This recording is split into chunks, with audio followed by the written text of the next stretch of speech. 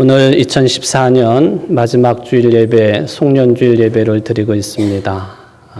지난 1년 동안 건강하게 잘 살아오시고 또 교회를 중심으로 하는 신앙생활에 열심을 다하신 오늘 이 자리에 참여하신 모든 분들에게 마지막 때까지 힘을 주시는 주의 은총이 충만하시기를 주의 이름으로 축원을 드립니다.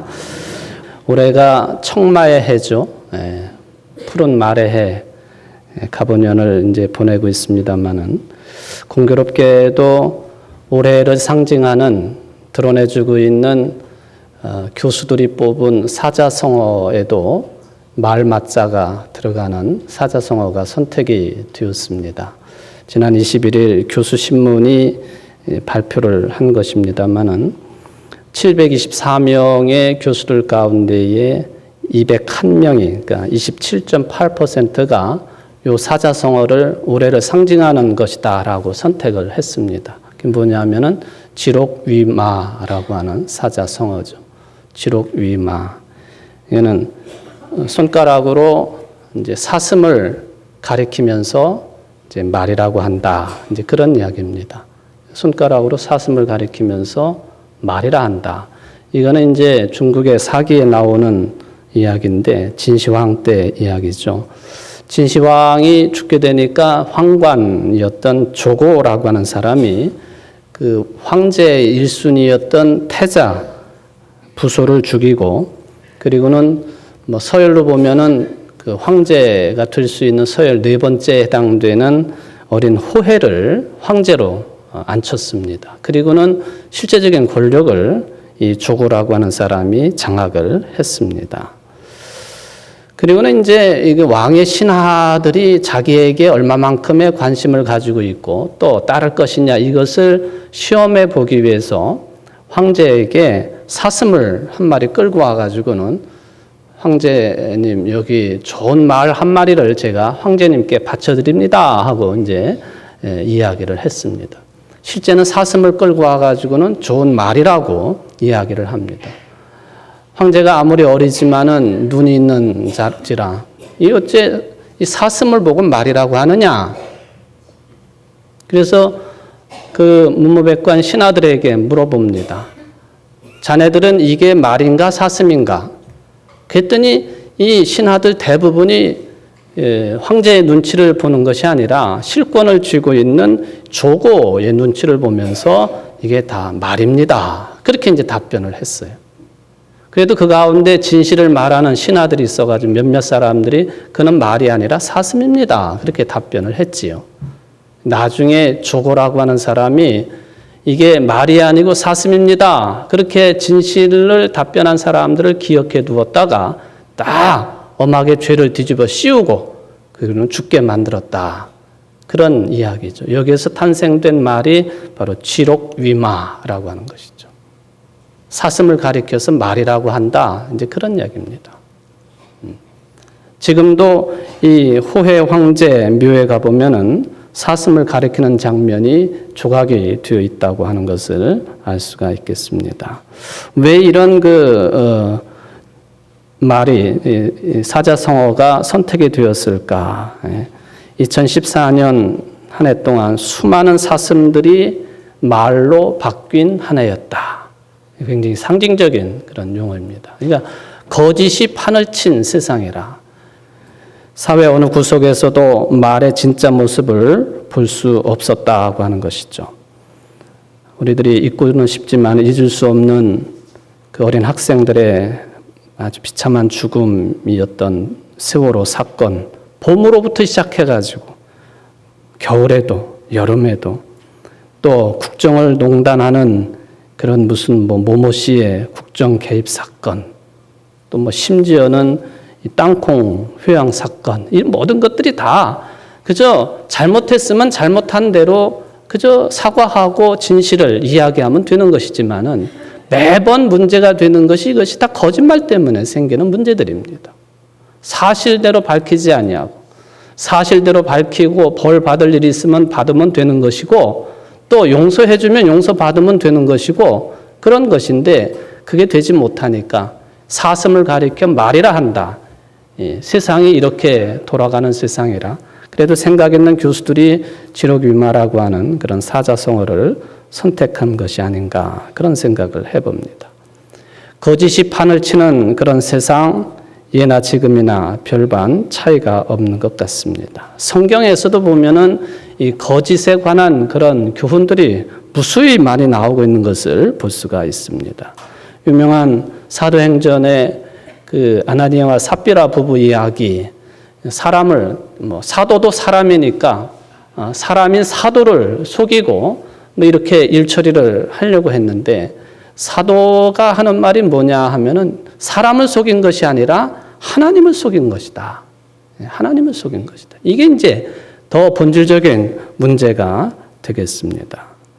거짓말로 사람을 속이는 것, 그건 일반적인 그런 현상이 되겠습니다만은 더 나아가서 하나님을 속이려고 하는 무서운 범죄를 저지르게 된다 하는 것이 이게 근본적인 문제가 되겠습니다.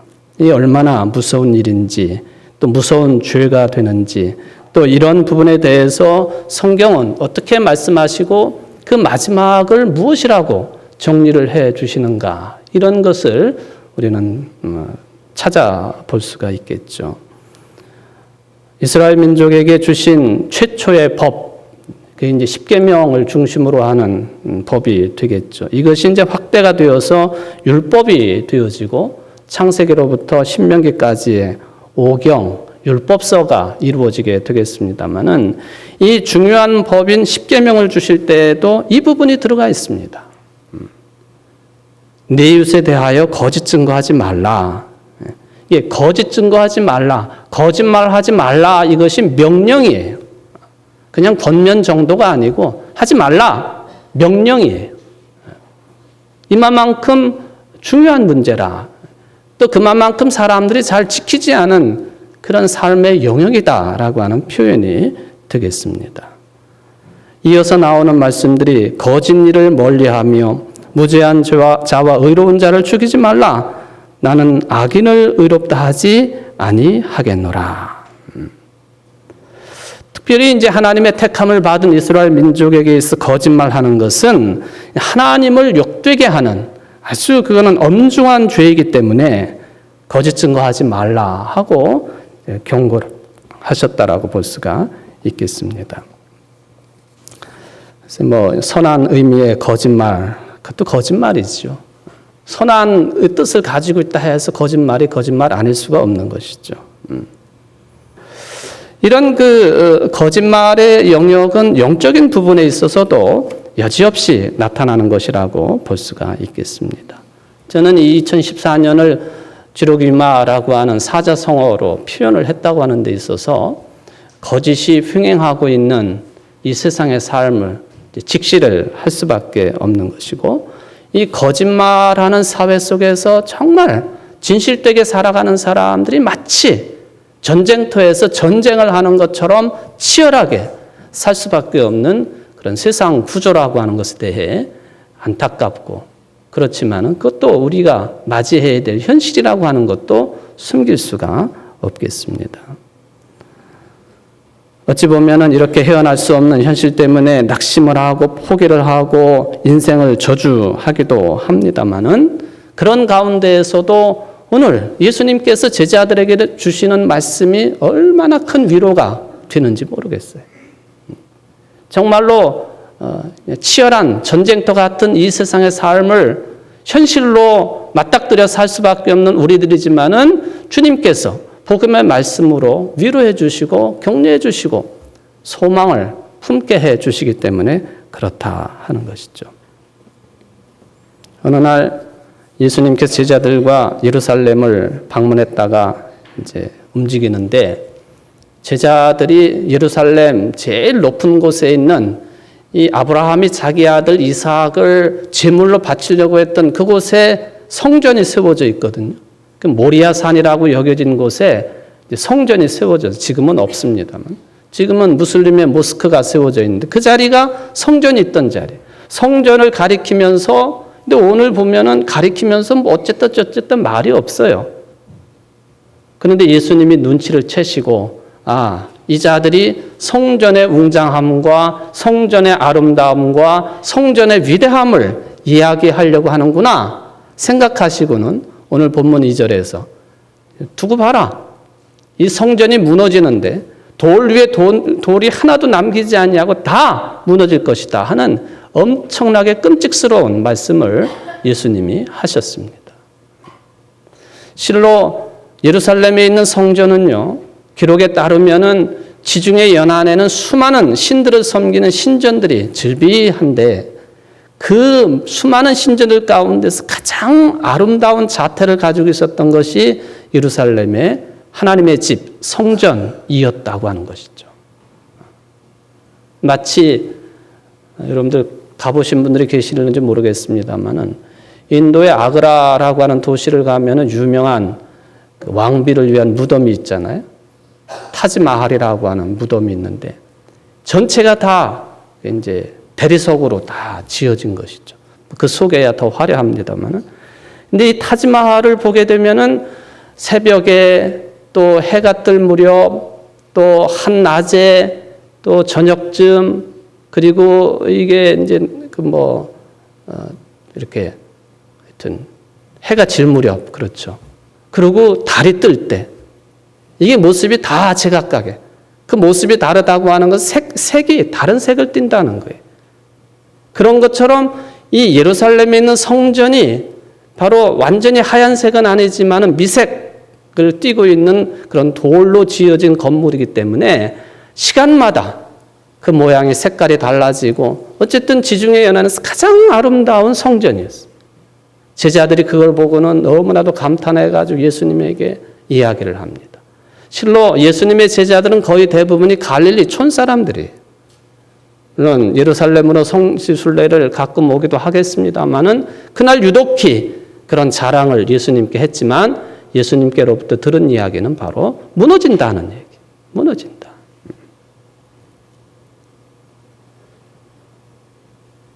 근데 실제적으로 이 예루살렘 성전이 무너졌습니다. 서기 66년경부터 이스라엘 민족이 당시 식민 지배를 하고 있었던 로마 제국을 대항해가지고 아주 심각한 독립전쟁을 일으킵니다. 소위 말하면 유대전쟁이라고 하는 독립전쟁이지요. 역부족입니다. 로마의 힘이 얼마나 강대한지 그동안엔 그래도 자치적인 어떤 삶을 살 수 있도록 허락도 했고 신앙생활도 그런 대로 용인을 했습니다만은 66년경부터 본격화된 이 독립전쟁, 유대전쟁으로 말미암아서 결국은 서기 70년에 로마의 티투스 장군을 비롯한 로마 제국의 말발굽에 의해서 예루살렘은 완전히 초토화가 되고 그 중심에 있었던 성전이 완전히 무너져 내렸습니다. 예수님의 말씀처럼 돌 위에 돌 하나 남지 아니하고 깨끗하게 무너졌습니다. 그 이후로 서기 70년 이후로 지금까지 유대 민족은 성전을 갖지 못해요. 그곳에 아까 말씀드린 것처럼 무슬림의 모스크가 세워져 있고요. 서기 70년대 이렇게 비참하게 무너지고 그리고는 유대 민족이 각 곳에 흩어지는 디아스포라의 삶을 시작을 하게 되었습니다. 이 유대 전쟁을 초기 기독교인들이 그대로 다 경험을 한 겁니다. 예수를 그리스도로 믿는 교인들, 교회 공동체가 성전이 무너지고 그 뒤로부터 다가오는 이 협박과 압박과 핍박과 환난, 유대인들이 다 당했지만은 초기 기독교인들도 그것을 그대로 다 충격으로 받을 수밖에 없었다는 것이죠. 그때 그리스도인들이 생각합니다. 이제 세상의 마지막이 오는구나. 이걸 보니까 세상의 마지막이 반드시 오게 될 것이고 빠르게 오지 않겠느냐. 오늘 본문에도 보면은 세상의 마지막이라고 하는 예수님의 말씀이 있습니다만은 거기에 보면은 자칭 그리스도라고 하는 사람이 나타나가지고 사람을 유혹을 하고 난리와 난리에 대한 소문이 횡행을 하고 민족이 민족을 공격하고 나라가 나라를 치고 기근과 지진이 일어나고 또 예수 믿는 사람들에 따르면은 박해를 받는데, 죽음의 박해를 받는데 예수님 이름 때문에 모든 민족에게 미움을 받게 될 것이다 라고 하는 그런 말씀이 기록됩니다. 실제적으로 역사적인 경험으로 일어났던 거예요. 초대 교인들이 이러한 박해 속에 있었기 때문에 그렇습니다. 이제는 세상의 끝이 왔구나. 세상 끝에 현상이 어떻게 될 것입니까? 하고 제자들이 나중에 조용히 물은 거에 대해서 예수님이 좀 전에 드린 그 말씀을 하신 거예요. 그런데 이 모든 것들은 다 밖에서 오는 것들이에요. 외부적인 핍박입니다. 놀랍게도 더 무서운 것은 내부적인 문제였습니다. 이게 더 심각했어요. 손쓰기가 쉽지 않습니다. 마치 미가 선지자가 주신 말씀처럼 미가서 7장 6절에 보면은 사람의 원수가 곧 자기 집안 사람일 것이다. 이 말처럼 교회 공동체 안에 이런 복잡한 문제들이 일어나기 시작을 합니다. 참으로 견디기 힘든 그런 상황이었습니다. 교인들 중에 많은 사람들이 서로 배반하고 서로 미워할 것이라 실제로 일어났습니다. 믿는 사람들끼리 서로 배척하고 적대적으로 대하고 거기에다가 설상가상으로 거짓 선지자들이 나타나가지고 교회를 흔듭니다. 신앙이라고 하는 것은 뿌리도 찾아볼 수 없는 그런 형편이 되었습니다. 불법이 만연을 하고 사랑이 식어버렸습니다. 이런 현상들은 2000년 전에 초대교회만 당한 것이 아니라 오늘날도 비슷하다라고 생각을 해볼 수가 있겠습니다. 이런 혹독한 현실 앞에 제자들이 놓여 있었고 또 초기 기독교인들이 삶이 그렇게 노출이 되어 있었습니다. 그때 예수님이 이런 말씀을 하십니다. 예수님의 말씀은 매우 단순해요. 단순하지만 너무나도 귀한 말씀입니다. 뭐라고 말씀하시느냐? 그런 상황이냐? 그러나 끝까지 견디는 자는 구원을 얻으리라. 이게 예수님이 주신 말씀. 너희들이 말하는 것처럼 또 내가 이야기한 것처럼 그것이 현실화되어지고 그런 핍박과 환란이 실제적으로 내 속에서 우리 공동체 안에서 또 세상에서 일어나는 것 사실이지만 그러나 끝까지 견디는 자는 구원을 얻으리라.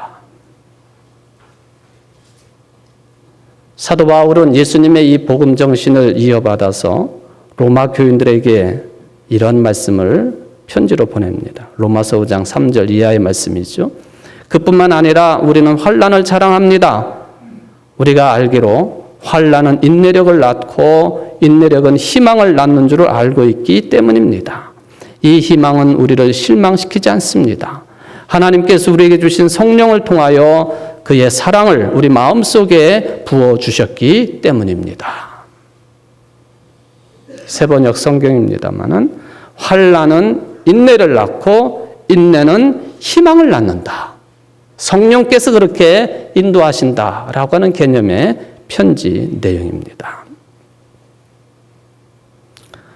20세기의 위대한 신학자 중에 칼 발트라고 하는 사람이 있지요.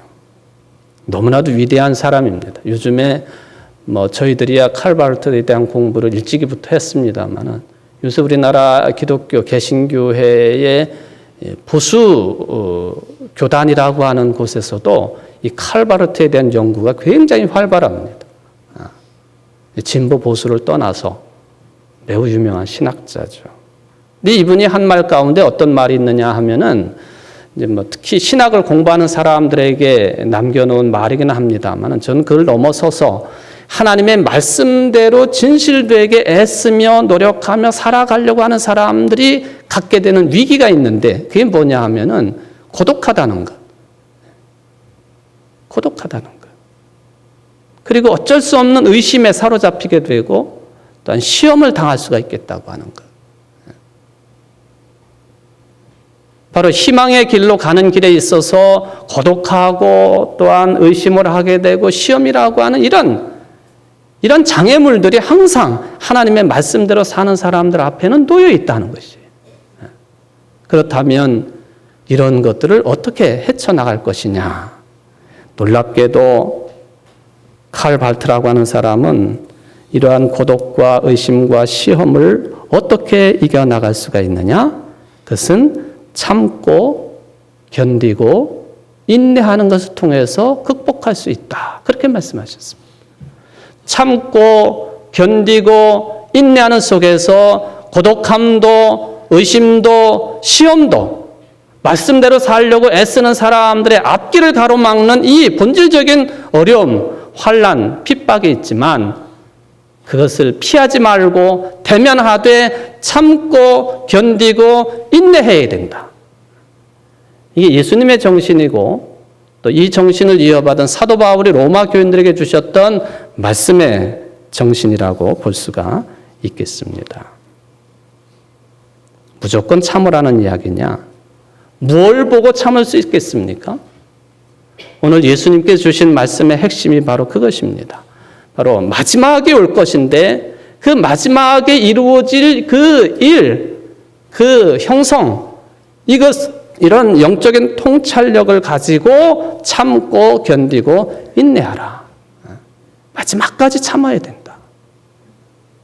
마지막에 없다고 생각하는 사람들은 함부로 살 수밖에 없는 것이죠. 마지막에 와서 하나님이 판단하시고 심판하시고 거룩하게 이루실 일들을 기억하고 그것을 소망하는 사람들은 참고 견디고 인내할 수가 있게 되어 있는 것이죠.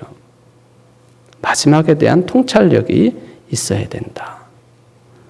바로 이 마지막 때까지 생명의 복음을 붙잡고 그리고는 이 생명의 복음이 완전하게 완성되는 그때를 마치 신부가 신랑을 기다리는 것처럼 견디고 참고 기도하면서 기다릴 줄 아는 이것이 이런 환난의 때에 우리 그리스도인들이 가져야 되는 바른 신앙 태도라고 하는 것을 말씀을 하셨습니다.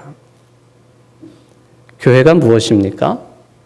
이런 소망, 믿음의 소망, 생명의 복음이 완성될 것, 마지막 때에 하나님의 나라가 완성될 것을 소망하는 사람들의 모임이 교회 공동체입니다. 이곳에서는 이러한 소망을 가지고 격려함이, 위로함이, 사랑을 베품이 이게 교회의 특징인 것이죠. 근데 초대교회는 그게 무너져 버렸습니다. 내부적으로 그것이 문제가 붙었습니다. 사랑하는 성도 여러분, 지록위마와 같은 거짓이 횡행하고 있는 정말로 유대전쟁을 경험한 초대교회 교인들이 이때가 마지막 아니냐 할 정도로 심각한 상황 속에서 교회 공동체가 서로 격려하고 위로하고 사랑을 서로 주고받을 수 있는 그런 공동체 역할을 한다고 한다면 이것보다도 더 중요한 우리 자신을 살리고 가정을 살리고 또 이 험악한 사회를 살리는 중요한 일이 어디에 또 있겠습니까? 사도 요한은 요한일서 5장 4절에서 이렇게 권면을 하십니다. 하나님에게서 태어난 사람은 다 세상을 이기기 때문입니다. 세상을 이긴 승리는 이것이니 곧 우리의 믿음입니다. 믿음 때문에 인내하고 또 소망하는 것이죠. 오늘 2014년 마지막 주일 예배를 드리고 있는 우리 청주제일교회 성도 여러분, 대재난과도 같은 매우 힘든 이 현실 상황 속에서 주님의 말씀을 오늘도 받고 위로를 받습니다. 끝까지 견디십시오. 그러면 구원을 얻을 것입니다. 이 한 해 이렇게 잘 보내시고 이 소망으로 새해를 맞이할 수 있는 여러분들 되시기를 주의 이름으로 축원을 드립니다.